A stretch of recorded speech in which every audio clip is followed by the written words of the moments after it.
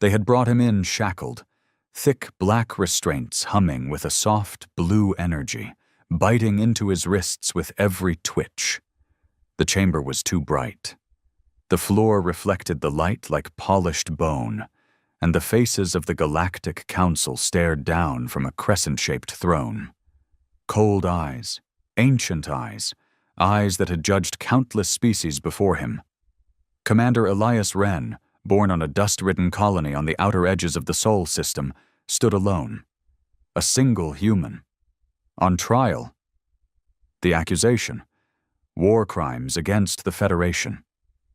His voice had gone hoarse from explaining, defending, trying to reason. But none of that mattered now. The Council had already made up their minds before he even arrived. Humanity had always been seen as a mistake, a violent, reckless species that rose too fast and reached too far. Their sudden rise in the galactic charts had rubbed centuries-old empires the wrong way. Now he was to pay for it. The High Arbiter, a towering creature of crystalline limbs and a face like shifting glass, stood and raised a claw. "This tribunal finds you, Elias Wren of Earth, guilty of crimes against galactic harmony," the voice boomed through the chamber, echoing from invisible speakers. "You are hereby sentenced to eternal stasis, to be kept in the void between stars. Your memory will be erased from all records." Elias didn't flinch. He'd already accepted he wasn't walking out alive. But then, it happened. A low hum began to pulse through the chamber. Soft at first, like a heartbeat. Everyone looked around. The energy shields flickered. The shackles snapped open without warning, clanging to the ground. And the artifact, an ancient relic suspended behind the Council, dormant for thousands of years, came to life. Every race in the chamber froze. The artifact was older than their civilization itself. It had judged emperors, chosen leaders, wiped out bloodlines, and it had never once activated for a human. Until now. It hovered forward, a golden orb glowing with inscriptions in every language known to the stars. Symbols shifted across its surface like liquid light. As it stopped before Elias, it let out a single chime that made the bones in everyone's body vibrate. The council guards raised their weapons. "Do not move!" shouted one of the insectoid soldiers, his voice cracking. But the artifact ignored them. Instead, it projected an ancient glyph into the air, a word that translated across all minds present. Bearer of Justice. The silence was deafening. Even the High Arbiter stumbled backward. The artifact floated around Elias in slow circles, as if scanning him. Then, for the first time in its recorded history, it spoke aloud. "Truth stands with this one." Panic rippled through the room. The guards didn't know whether to attack or kneel. Council members began arguing in hushed tones.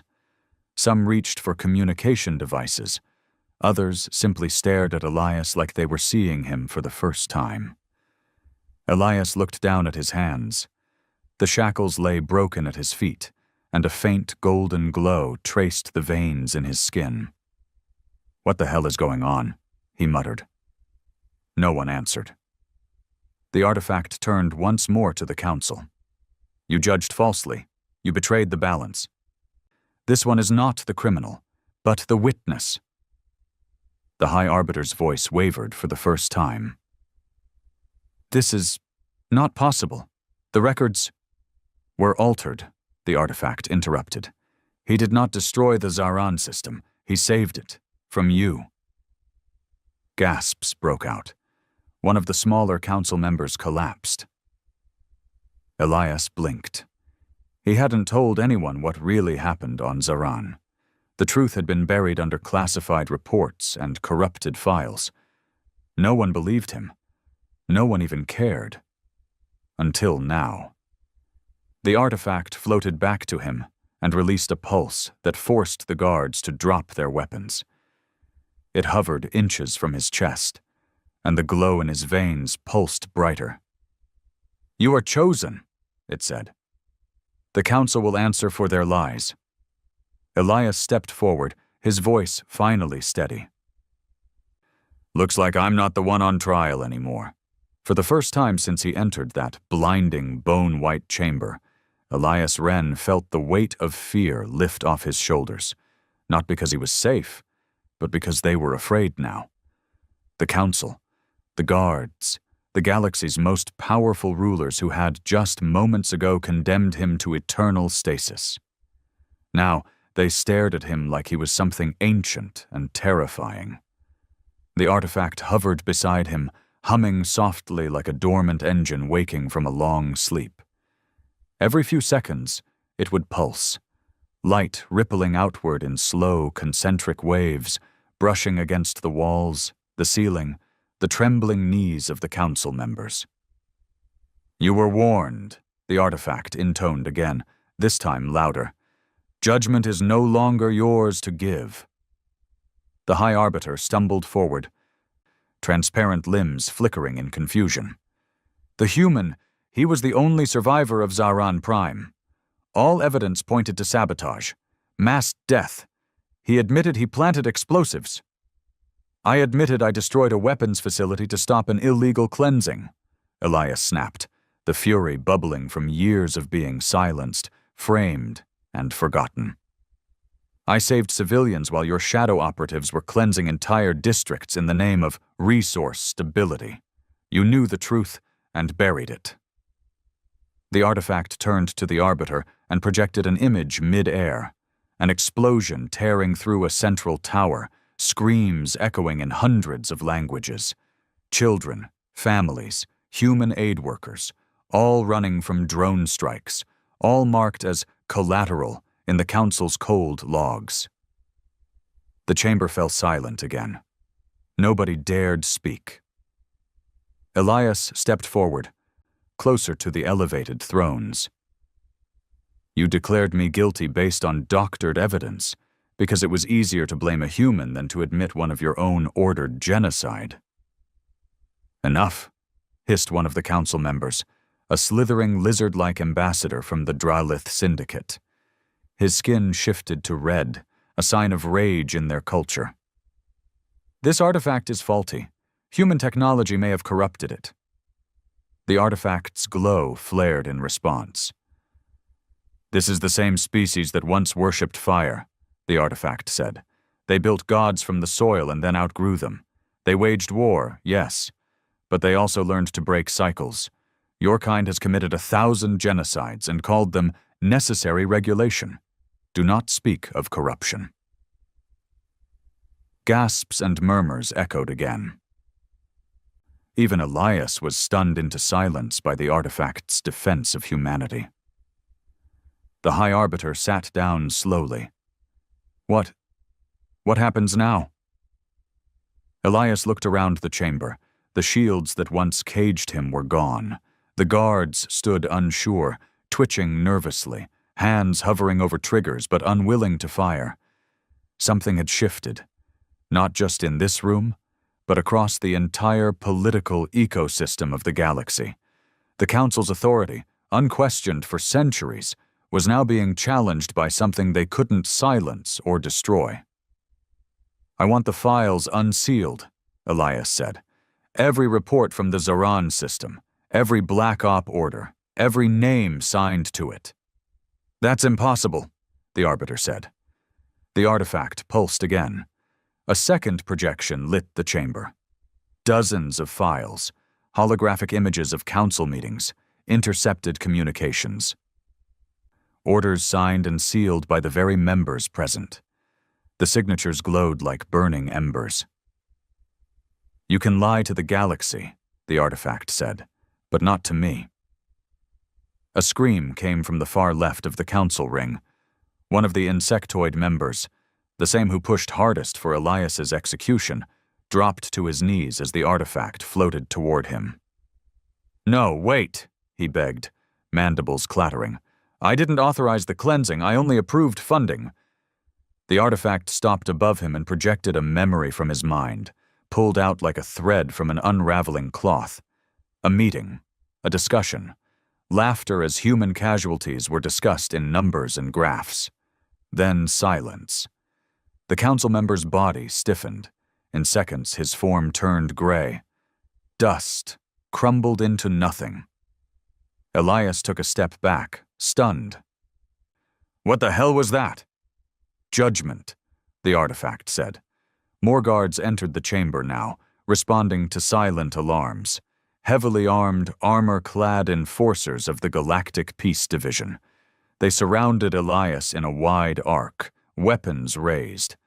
The artifact floated between them and him. "Stand down. This human is now under my protection. Any attack on him is an attack on balance."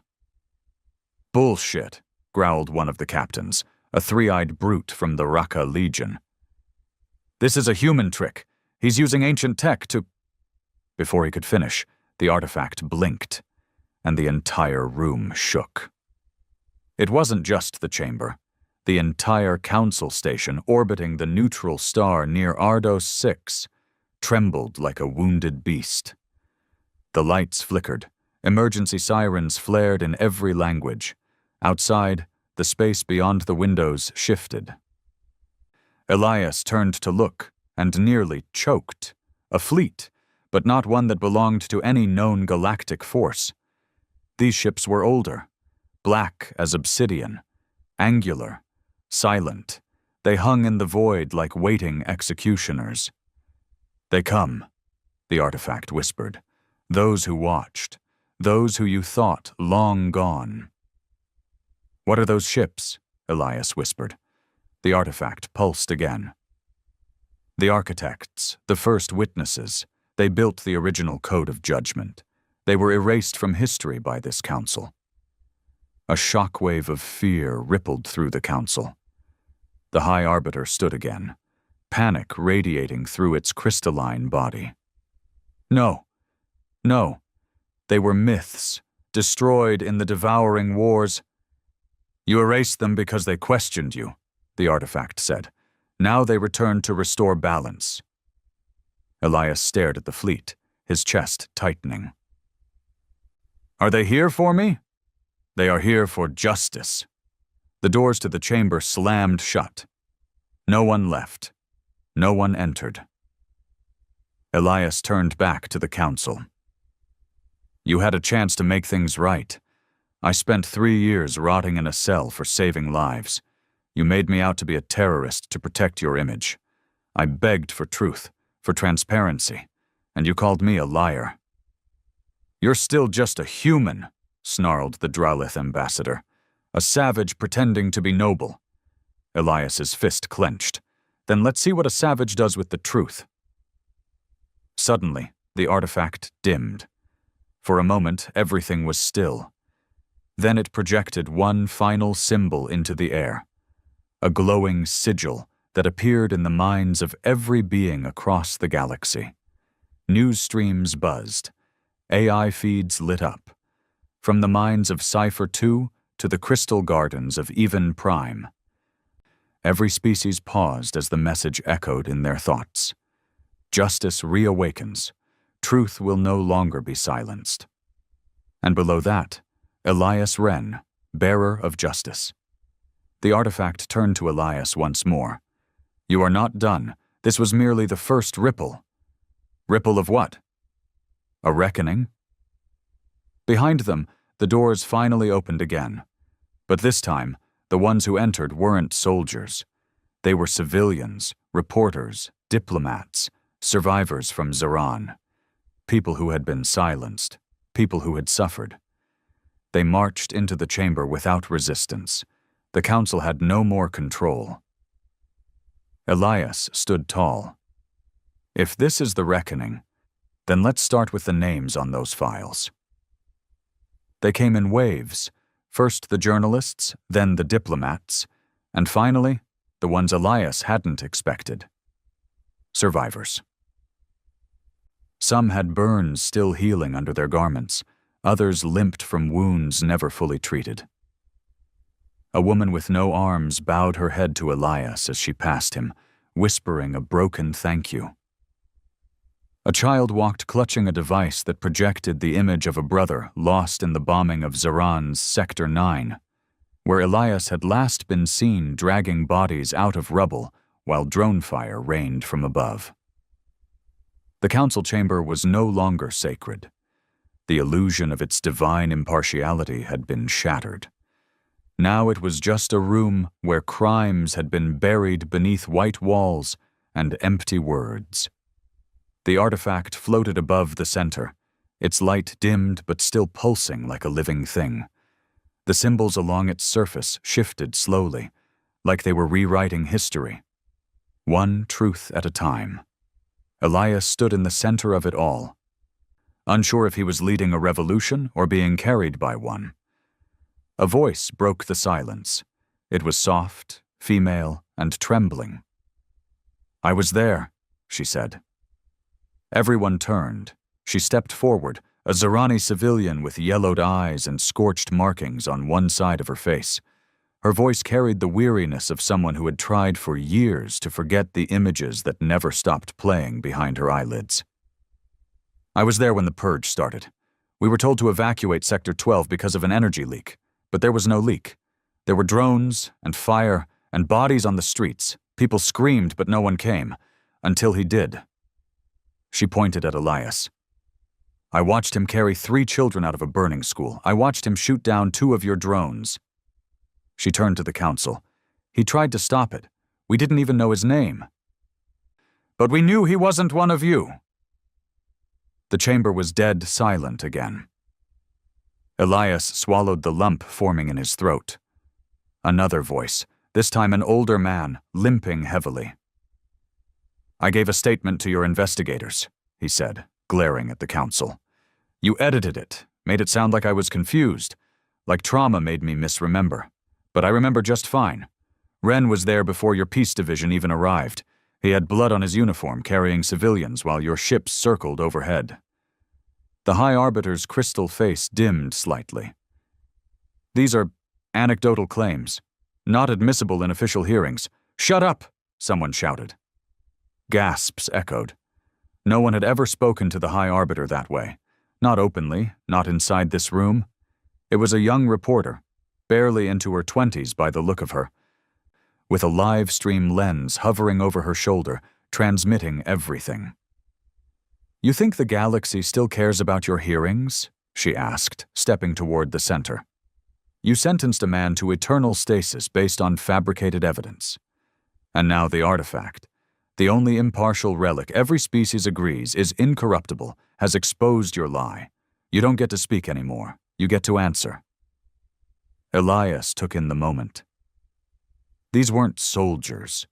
These weren't warriors. These were ordinary people speaking up. It was louder than any weapon. The artifact began rotating slowly again, then pulsed a command that projected the files Elias had demanded earlier. Classified orders, internal memos, payment trails, authorization logs.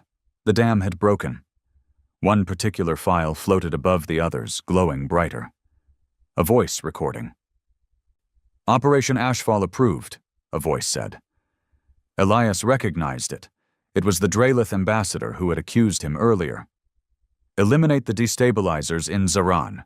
Collateral risk acceptable. Spin it on human interference if possible. Ren is a liability. If he survives, silence him." The ambassador's face turned a sickly shade of green. "That's forged. That voice could be verified," the artifact said. "Multiple timestamps. Origin authentication confirmed." The Draelith ambassador slumped into his seat, defeated.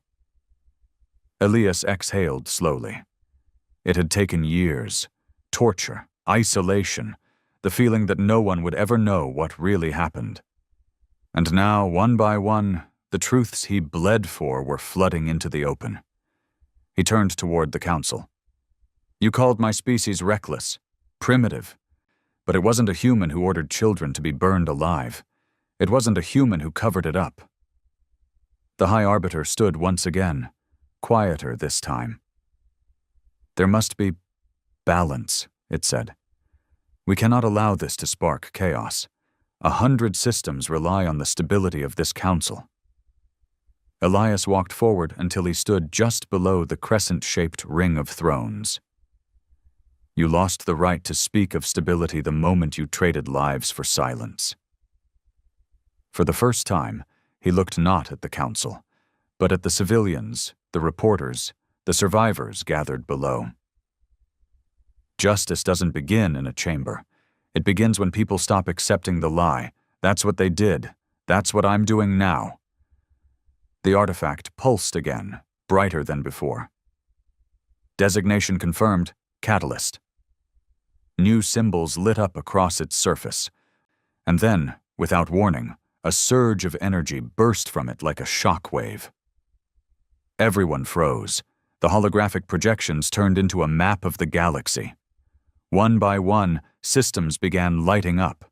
Elias stared, mouth slightly open. What is this? The artifact's voice filled the air. Nodes of injustice, unresolved purges, suppressed uprisings, buried war crimes, truths sealed by this council over the last 400 years. More systems lit up, red points glowing across the galaxy like infected wounds. Holy stars, one of the journalists whispered. The artifact turned toward Elias again. You are the bearer of justice. The decision to pursue reckoning lies with you. Will you ignite the chain? Elias blinked. Chain? A reckoning across systems, one by one. Their voices will rise if you give the order. You carry the seal. The choice is yours. He looked at the faces in the room. Survivors, truth-tellers, people who'd had their stories silenced because power didn't care about pain. And then he looked at the council, still seated, still trying to process the fact that their control was evaporating with every second. If he said yes, he knew what it meant. Chaos, revolt, uprisings in systems that had simmered for decades under the weight of lies. It would tear down entire regimes.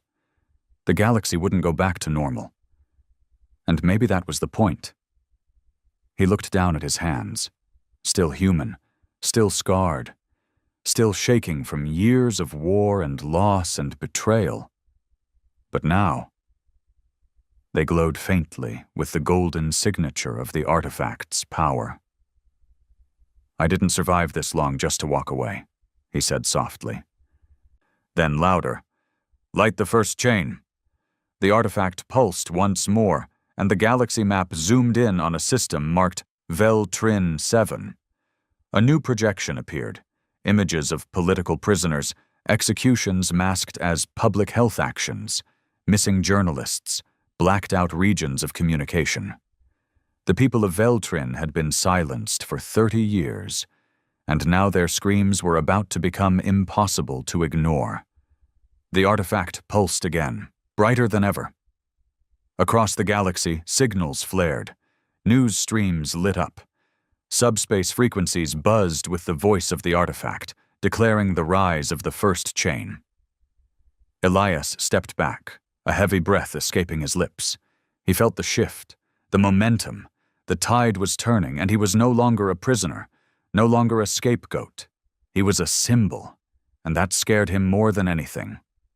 The High Arbiter slumped in silence, and one by one, the other council members began to remove their ceremonial insignias. They knew. Their era was ending. The doors to the chamber opened again, this time not for diplomats or guards, but for people, ordinary people, citizens from Vel-Trin, from Zaran, from systems Elias didn't even recognize. They had heard the call. The bearer of justice had spoken. And they came, not to beg, not to cry, but to take back what had been stolen. They came like a storm held back too long. Vel-Trin 7 lit up first, just as the artifact had shown. Within a day of the chain being triggered, rebel broadcasts began piercing the council's blackouts. Underground networks emerged, organized, furious, armed with truth, and finally with something to fight for. And Elias watched it all unfold not from a command center, not from a throne, but from the corridor of a space station still reeling from the death of silence. He sat alone, hands clasped between his knees, eyes fixed on a translucent monitor showing fragmented feeds of the uprising. A woman on Veltrin, dressed in ragged robes, stood on the wreckage of a government building with a projection of Elias hovering beside her. "We were told justice was a myth, that the system could not be changed, but look at this face." She pointed at his image. "This man was buried alive by them, and he rose. So will we." Elias leaned back, breath shaky. He never asked to become a symbol. He just wanted to survive, to tell the truth. But the artifact had given his pain a voice louder than warships. "Bearer of justice," came the artifact's smooth voice from behind. "The second chain is ready." Elias turned. The orb floated in the air, inscriptions along its shell glowing in new languages, shifting symbols from hundreds of species. It never rested. It never slept. "I thought we were waiting," Elias said quietly. "Veltrin's barely had a full day. We should see what happens before—" "Injustice waits for no balance," the artifact replied. "Each delay allows another lie to take root. Second chain, Zythian belt." Elias winced. Zythia. He remembered that one. A massive ring-world system that the Council had once declared fully democratic. But everyone knew their elections were run by AIs built and trained off Council data models. Votes that weren't approved disappeared. Dissenters were reclassified as malfunctions. He looked again at the swirling galaxy map. More red pulses were appearing. "Zythia," he murmured. "Do they have leaders?" "3 factions, all corrupt, 1 insurgent cell, waiting for a signal." "And they'll act if I trigger the chain?" The artifact floated closer. "They already are. They just need a name to rally under." Elias stood, the weight in his chest building again. He wasn't leading armies. He was lighting matches, and yet he felt like he was holding a galaxy full of dynamite. The door behind him opened with a hiss.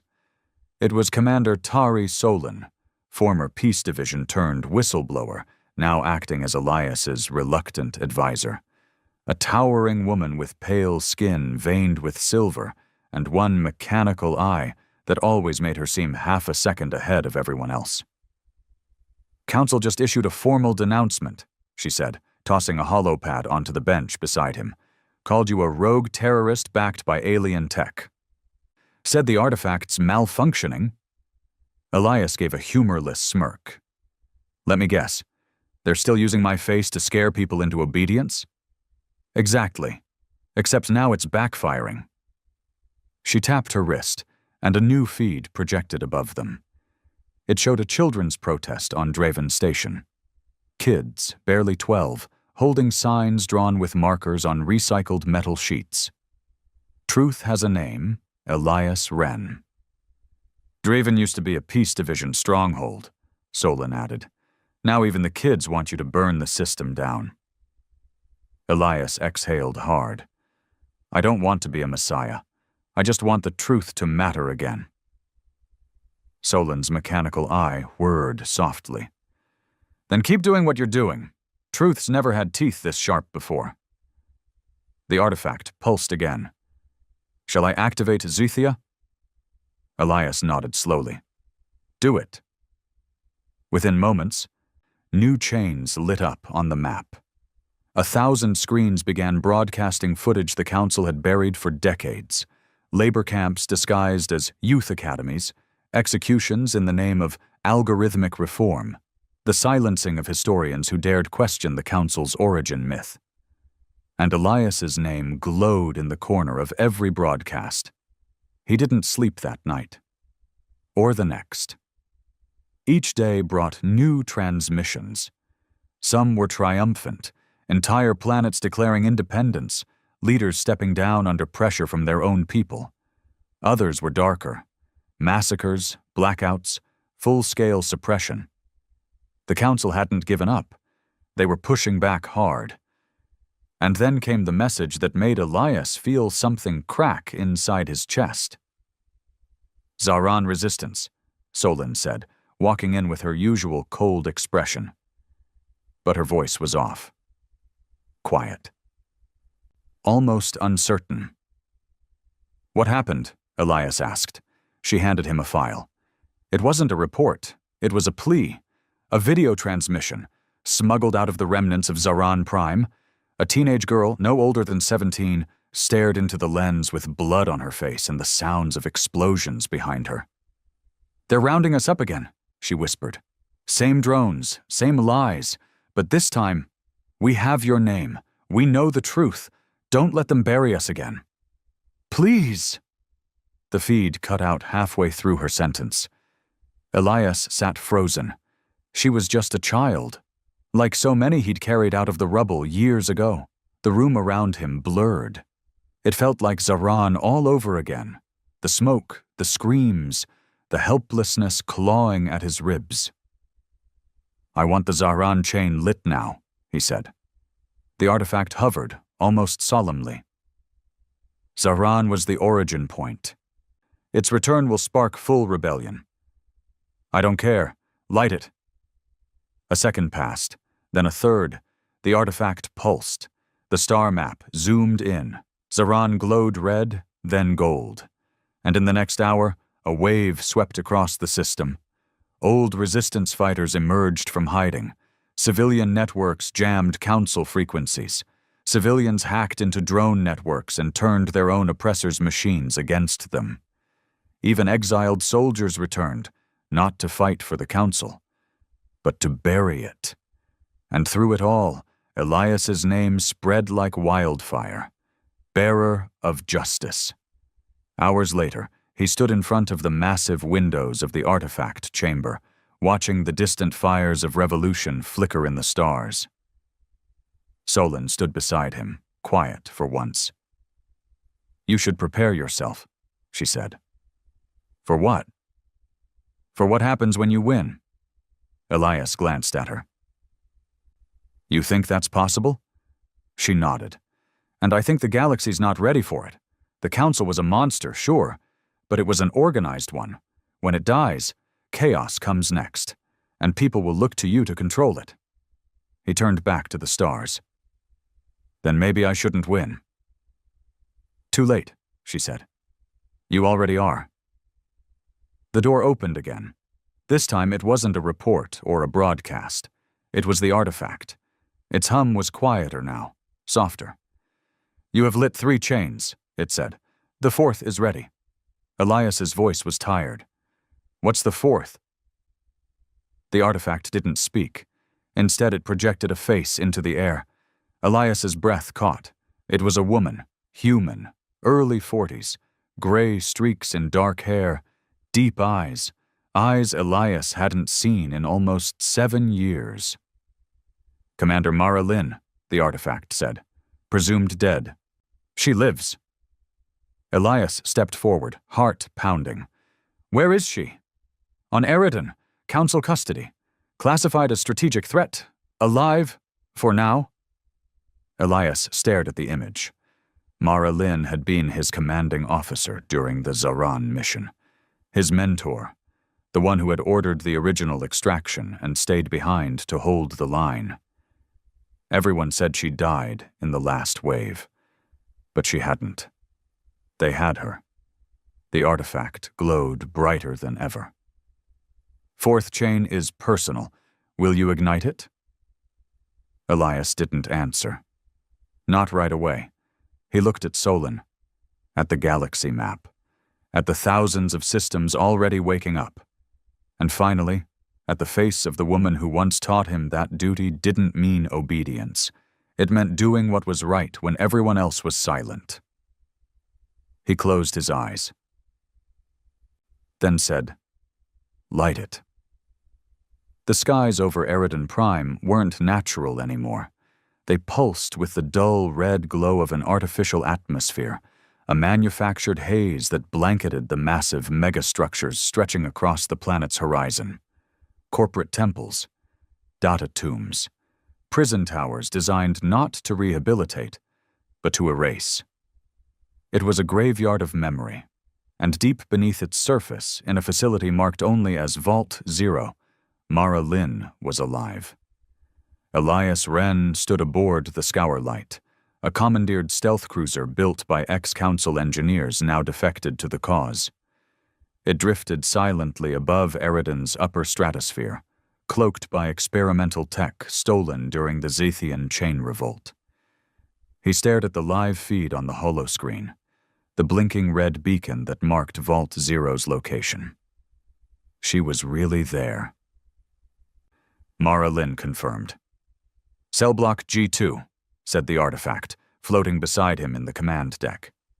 "Vital signs declining, neural degradation detected, cognitive suppression drug levels exceeding critical thresholds." Elias felt his stomach tighten. "They're breaking her. She holds key intel. Council deemed her memories volatile. If she dies, so does evidence of Protocol Cinder." "Protocol Cinder," he whispered. The last operation on Zaran, the one Elias had always suspected was never about peacekeeping, the one the Council blamed on human recklessness. If Mara remembered what really happened, it could bury the Council once and for all. Solon stood near the viewport, arms crossed, already suited in tactical gear. "She's the last loose end," she said, "and they're keeping her buried for a reason." "Then we dig her out," Elias said. Behind them, the crew moved silently. Humans, Varnan defectors, even 2 synthetics liberated from Council drone colonies. Not a traditional army. But it didn't have to be. This wasn't a war. It was a rescue. The artifact hovered into the center of the room, emitting a soft pulse. "Eridan is shielded," it said. "My influence is limited below level 5. You will be on your own past that depth." "We planned for that," Elias said. "Just get us inside." Solon smirked. "Infiltration window opens in 47 seconds. Better strap in." Elias sat in the jump cradle, pulling his harness tight. His heart was pounding harder than it had in any battlefield.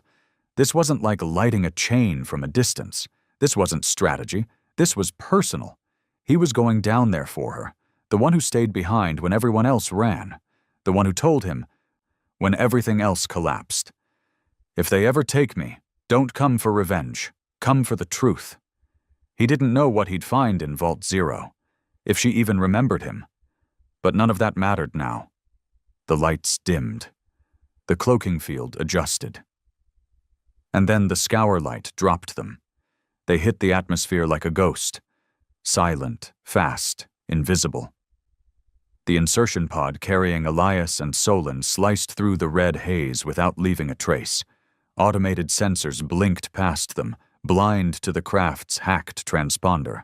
They landed hard, deep in the industrial outskirts of Zone 6, a maintenance sector close to the underrails that led straight to the prison complex.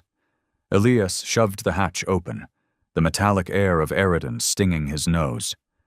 Chemical. Processed. Lifeless. The underrails stretched like black veins under the city. He turned to Solon, who was already activating the scrambler unit on her wrist. "You sure your contact gave the right codes?" Solon grinned. "He owed me a favor. I saved his daughter from a council extraction back on Veltrin. People are paying their debts these days." They moved quickly through the darkness, down rail tunnels, past abandoned worker bays, dodging drone patrols. The artifact remained linked to Elias's neural implant, its voice soft in his mind. "Security net will detect you in 8 minutes. Move fast." They found the elevator shaft leading to the lower tiers of Vault 0. Elias stared up the long column of silence, then looked down into the black below. "I hate these parts," he muttered. Solon grinned. "I don't mind them. Reminds me of my soul." They descended on zip lines, silent and fast. Elias's muscles burned by the time they landed on the grated platform of level 5. Ahead was the checkpoint, the last one before the facility's black core. 2 guards, 1 drone, standard issue, too slow.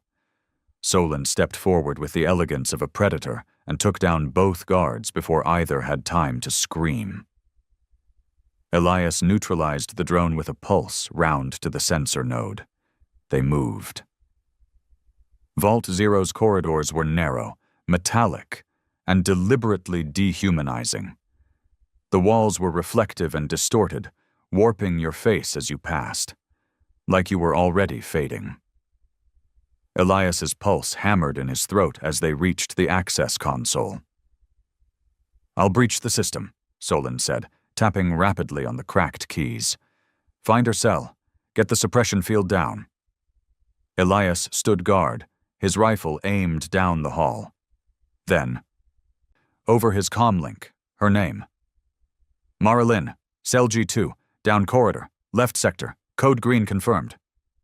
Elias ran. The hallway felt endless. He passed door after door, each labeled with numbers, each echoing with silence. Then he saw it. G2. The door was sealed with 3 locks. Each was biometric. "Artifact," he whispered. A pulse lit up in his head. One by one, the locks snapped open. The door hissed. Elias stepped inside. And there she was. Mara Lynn, bound to a reclined chair, IV lines in her arms, her face pale and sunken but alive. Her hair was streaked gray, her eyes barely open, lips cracked. But when she saw him, she blinked, and then a whisper. "Ren?" His throat locked up. "Yeah," he said. "Yeah, it's me." Her lips trembled. "Took you long enough?"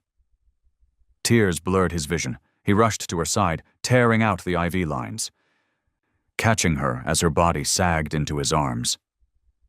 "You're okay," he said. "You're okay now. I've got you." She coughed. "Still dramatic, huh?" Elias laughed through the tightness in his chest. "Shut up." "Did they—" Her voice cracked. "Did they find the reports? About Protocol Cinder?" "Not yet. But you will tell them." Her eyes closed again, and for a second, he thought she slipped away.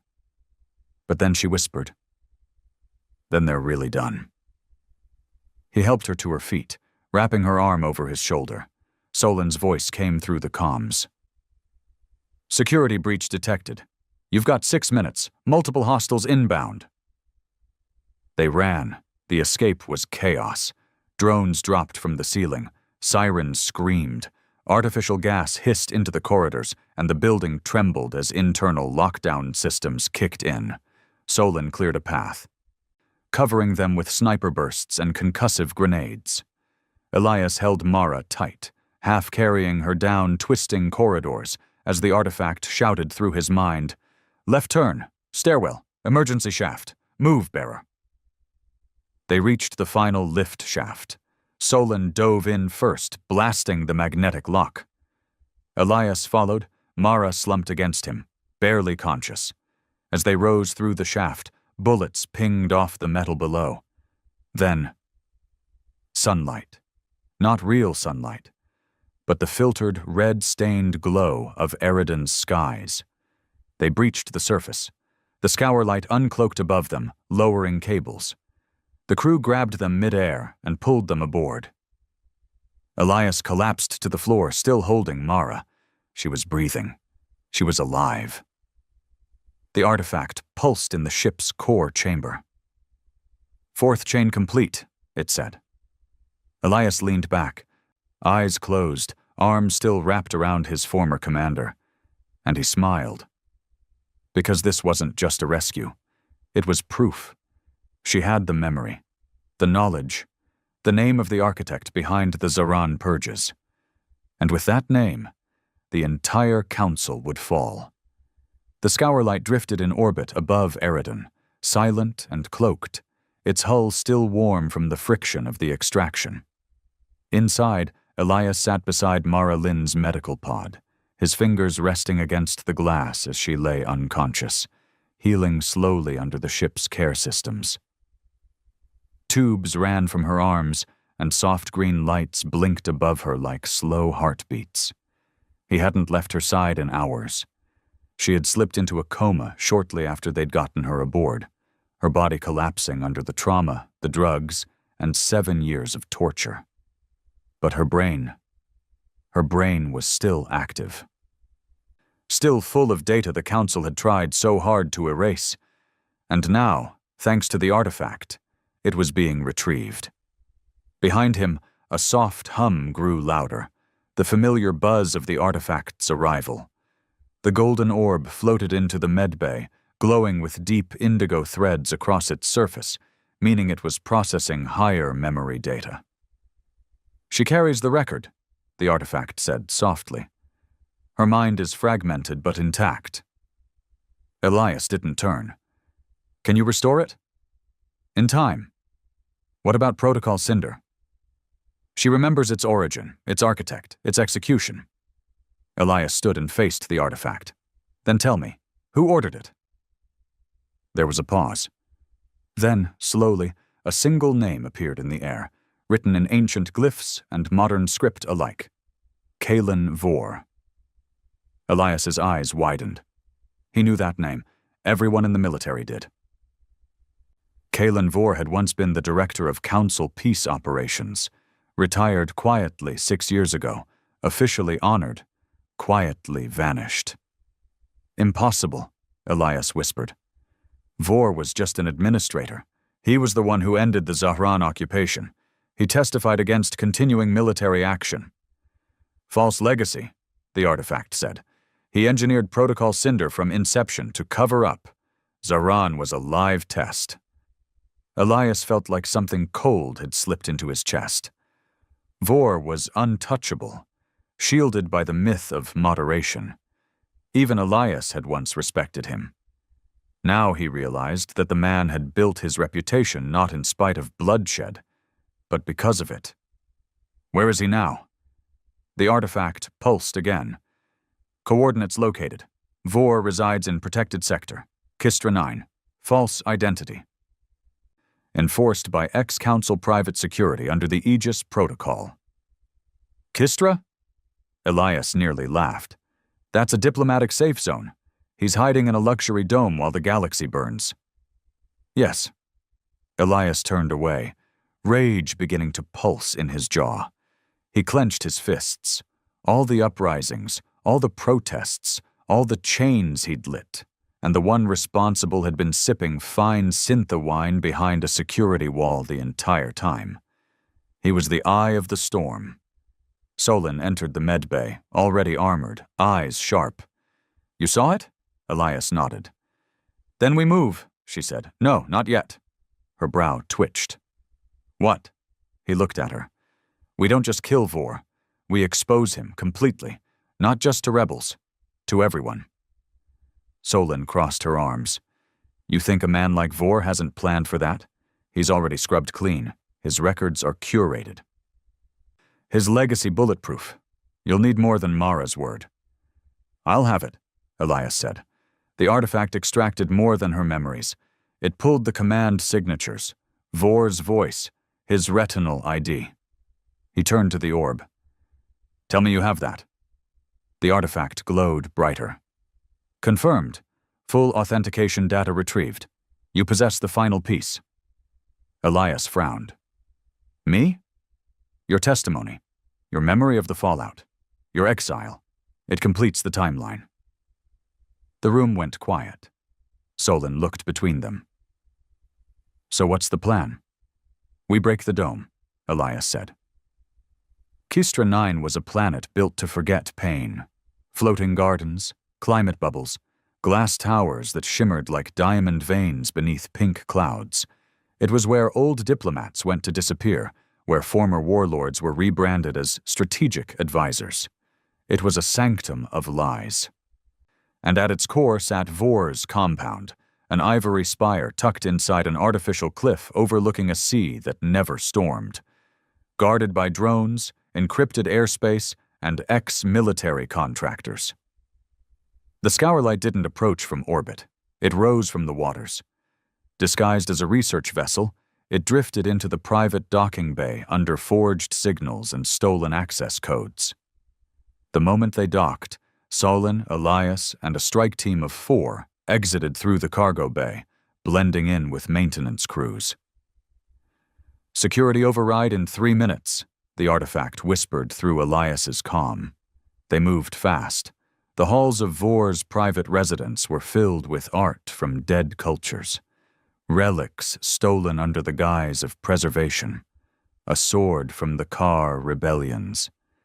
A sculpture from a planet now dust. It all made Elias sick. They passed the final checkpoint, disabled quietly by the artifact, and entered the core vault. Vor was there, alive, smiling, holding a glass of red. "I expected you sooner," he said. Elias raised his weapon. "Don't." Vor didn't flinch. "You think I'm afraid to die? I think you should be afraid of truth." Vor chuckled and stepped closer. "You're already a symbol, Ren. Why not stay that way? If you kill me, they'll make me a martyr for peace, a fallen diplomat slain by a violent revolutionary.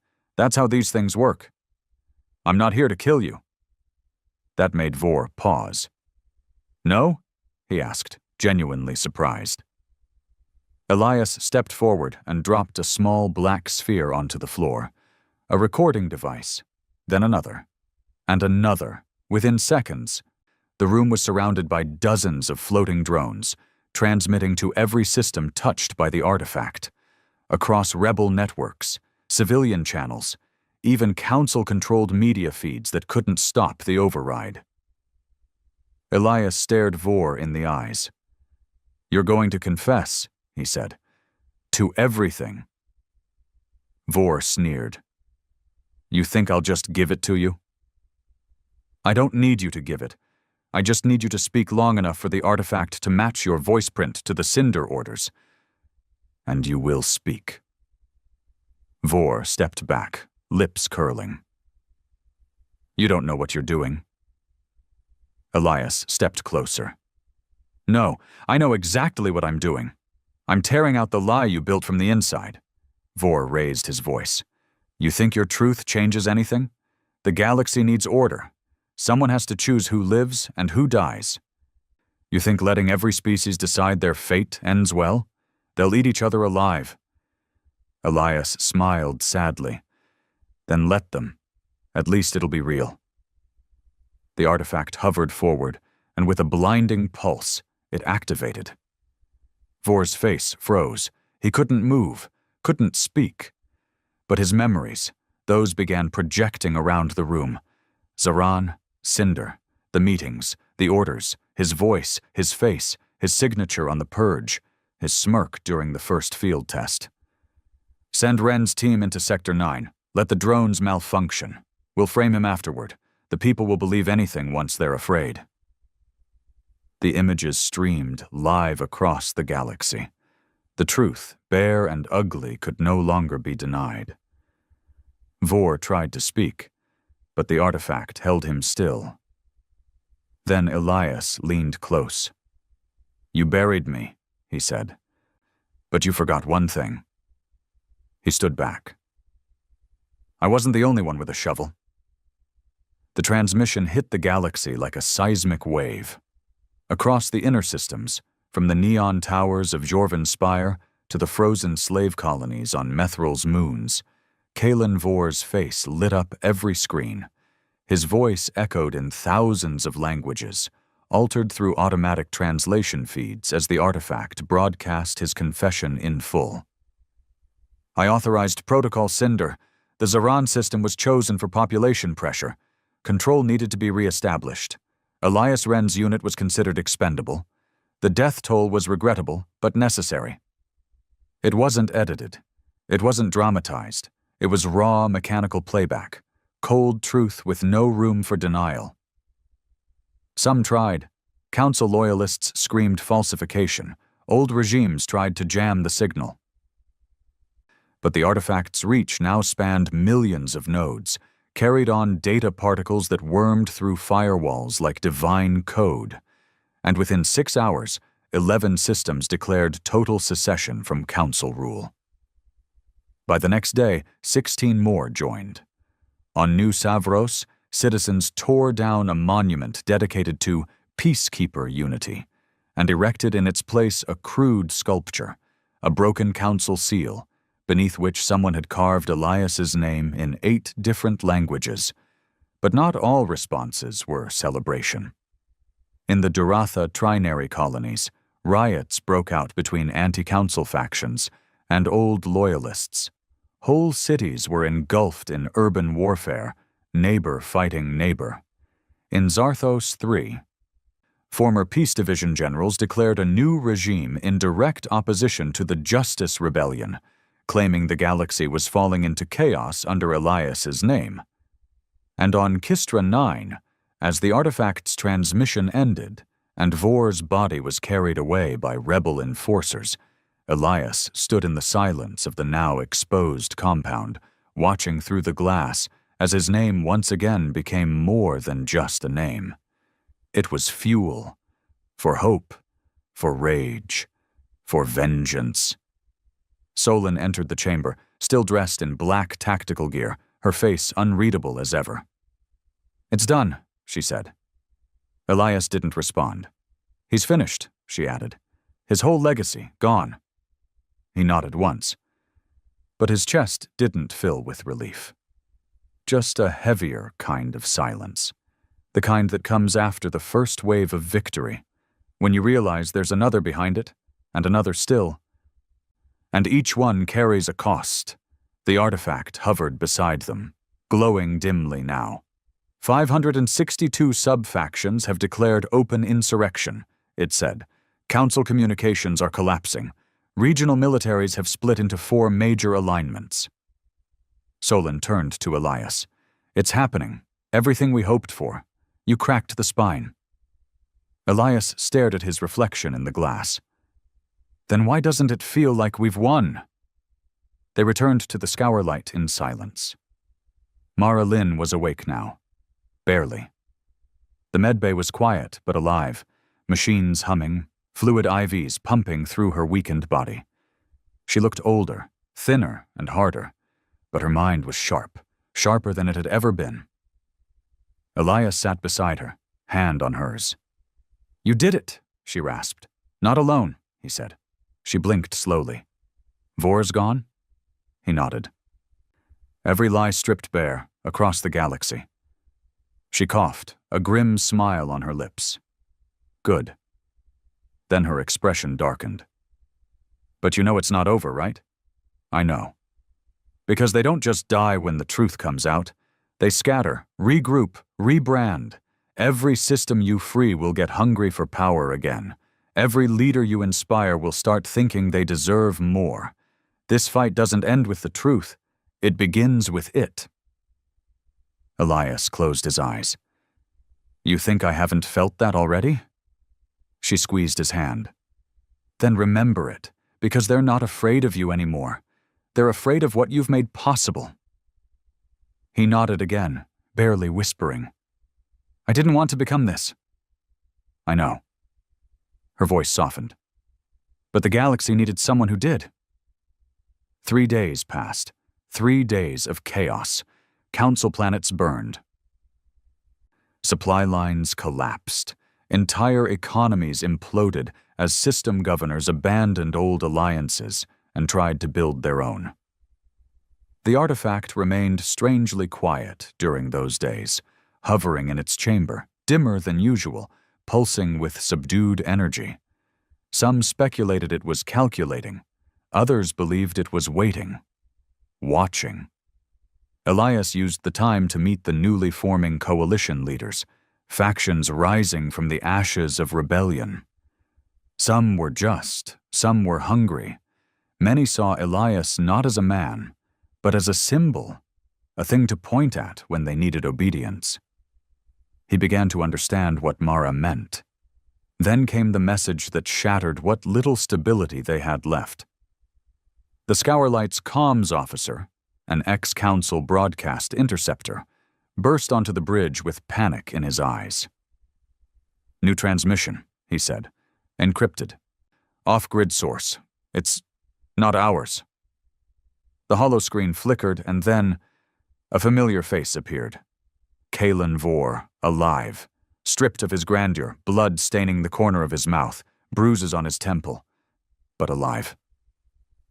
"Elias Wren," he coughed. "I know you're watching. I don't have long." The background was dim, likely a prison cell or off-world transport. "But before they kill me, you should hear this. You didn't stop the council. You just broke the glass. What's coming now is worse." He laughed bitterly. "You think you've freed them, but all you've done is unleashed them. Do you think systems ruled by fear know what to do with freedom? They'll eat themselves? They already are. And you'll be the one they blame." The screen glitched, but his voice kept playing, repeating. "You'll be the one they blame." Elias stared at the screen. Frozen. Mara was right. So was Vor. This wasn't over. This wasn't even justice anymore. This was a collapse. And now the galaxy expected Elias to hold it all together with a name and a legacy he never asked for. That night, Elias stood alone in the artifact chamber. The orb floated before him, pulsing low and slow, as if mourning. "Did I do the right thing?" he asked. The artifact did not answer immediately. Instead, it projected a sequence of images into the air. Dozens of faces. Children laughing in the streets of Zaran, civilians voting in Zethea. The elderly woman from Vel Trin, hugging her granddaughter after the last drone was shut down. Then it showed images from elsewhere, bodies in the streets of Duratha, warlords declaring new empires, a planet, the name blurred by the chaos, falling under a new tyranny. Its banner showing Elias's face beside the word purity. He stepped back, shaken. What is this?" The artifact's voice was soft. "Reckoning does not choose sides. It reveals. What comes after depends not on justice, but on power." Elias shook his head. "Then what was all this for?" "For truth," the artifact replied. "But truth is not peace. Truth is fire." Elias dropped into a chair, exhausted beyond words. "Then give me one answer. Ask. Do I keep going, or stop now? Walk away before I burn it all down?" The artifact hovered closer, its light warm. "That is not my question to answer." Elias closed his eyes, and for the first time in weeks he was silent. Elsewhere, in the outer rings of Noraline space, a signal pulsed quietly through a dormant relay, a council failsafe, long forgotten. The message was brief. "Artifact compromised. Justice protocol breached. Commence phase Omega." In the dark, something ancient stirred, something not from this galaxy. And it was watching Elias Wren, waiting for the bearer of justice to finish what he started, or to fall before he could. The signal echoed through the void for exactly 19 seconds. It bounced from dead satellites to dormant black box arrays hidden across the old council's deep space infrastructure. Beacons that were never listed in the official schematics. Long range, off-galaxy, buried beneath protocols so ancient that not even the artifact recognized them immediately. When the last repeater node blinked out, a reply came. Not in words, not even in a language, but in a sound, low, rhythmic, pulsating through frequencies no known species used anymore. And then, silence. But the scourlight trembled. Elias Wren stood on the observation deck as the stars outside flickered unnaturally. It wasn't visual, it was felt, like something was folding space just beyond what the eye could see. The artifact floated beside him, glowing a color it had never shown before, charcoal gray shot with veins of deep blue. Alarm. "Something's coming, isn't it?" Elias asked. The artifact pulsed once. "Yes." "What is it?" The voice came after a long pause. "The ones who wrote the first judgments." Elias turned, tense. "You mean the architects? I thought they were wiped out millennia ago." The artifact hovered slowly, as if cautious. "No, the architects were only messengers. What comes now is older, beyond counsel, beyond rebellion. They once created the scales by which justice was measured, and they have awakened. He blinked. Because of me? Because of what the galaxy did in your name. Outside, several stars blinked and didn't come back. In the heart of the scour light, Marilyn watched the ship's interface glitch, symbols appearing across data feeds she'd never seen before, bypassing every security layer. "These aren't ours," she whispered. Solon stood behind her, reading the screen. "What do they mean?" The symbols shifted, melted into recognizable glyphs. Judgment incomplete. Cycle unstable. Bearer must stand trial. Solon's eyes narrowed. "Trial? After everything?" Mara leaned closer, voice trembling. "Not just his trial. Ours." The artifact called for Elias alone. He stood in the chamber again. Just him, the ancient orb, and the truth he no longer controlled. "They're coming here," Elias said. The artifact pulsed slowly. "They have already arrived. Outside your space, watching, listening. What do they want?" "To determine if justice was truly served." Elias swallowed hard. "Then give them the recordings. Let them see Vor's confession. Let them see the chains, the systems we freed." "They have," the artifact said. "That is not what they seek." "Then what?"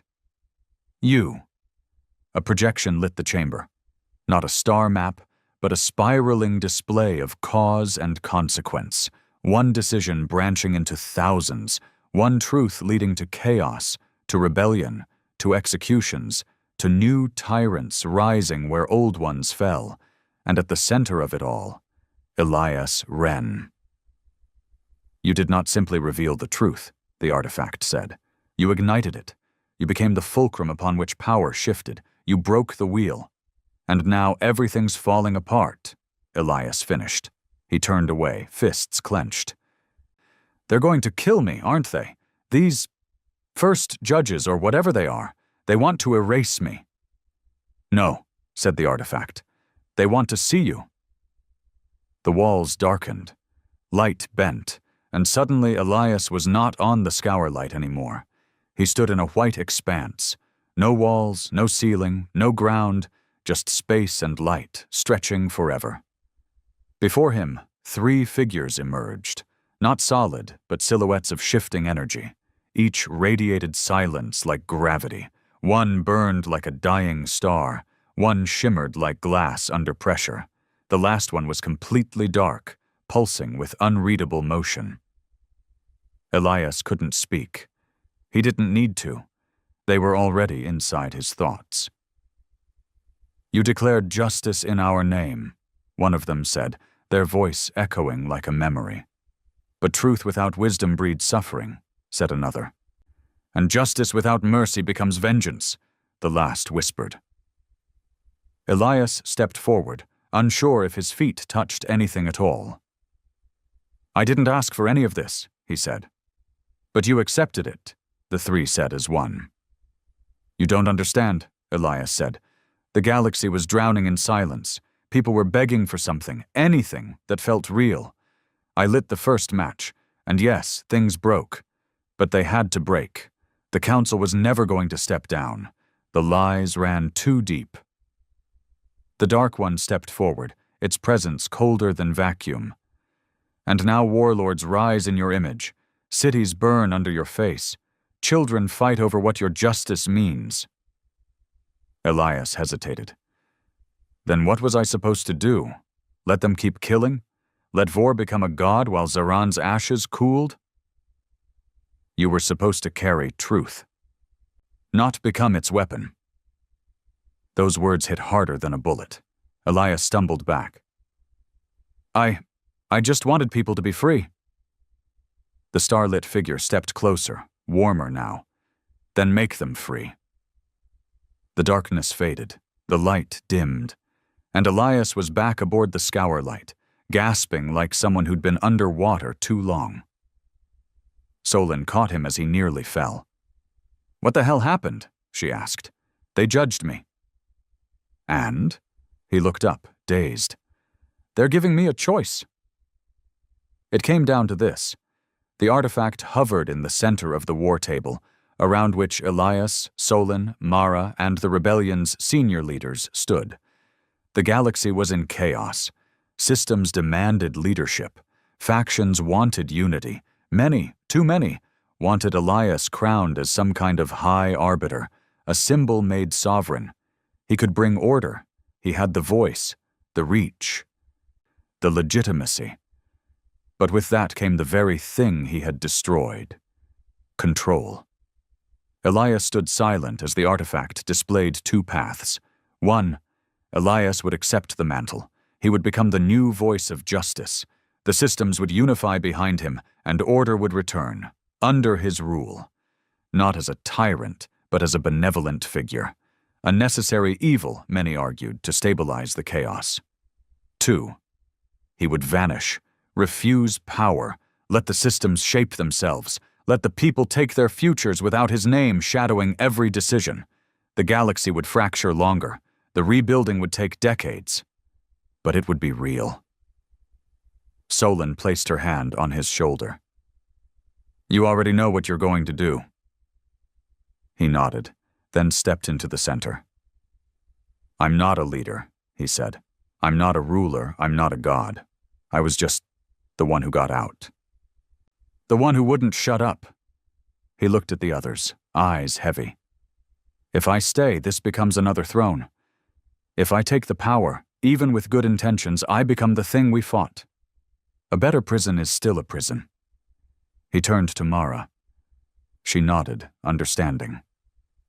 I'm leaving, Elias said. You can't, one of the resistance leaders started, but Mara silenced him with a raised hand. Elias looked at the artifact. Erase me. The room froze. The artifact pulsed. Confirm request. Global neural delinking. Legacy severance. Symbol decoupling. Confirm it, Elias said. No one will remember your name, the artifact warned. Not fully, not clearly. You will become myth. Good, he said. That's all I ever was. The Scourlight left orbit 2 days later. No one knew where Elias went. Some said he vanished into deep space.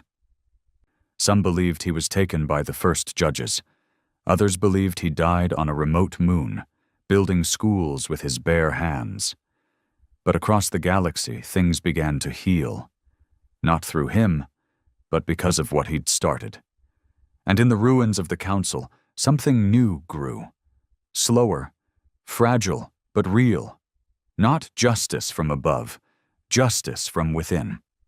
The artifact was sealed beneath the neutral planet of Vatrax, hidden from power-hungry hands, guarded by the people. It never glowed gold again. Until one day, far in the future, a child touched its surface, and it whispered, "Truth waits."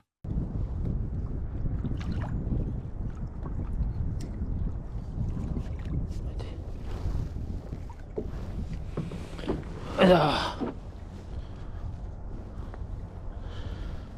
右の背中が痛い。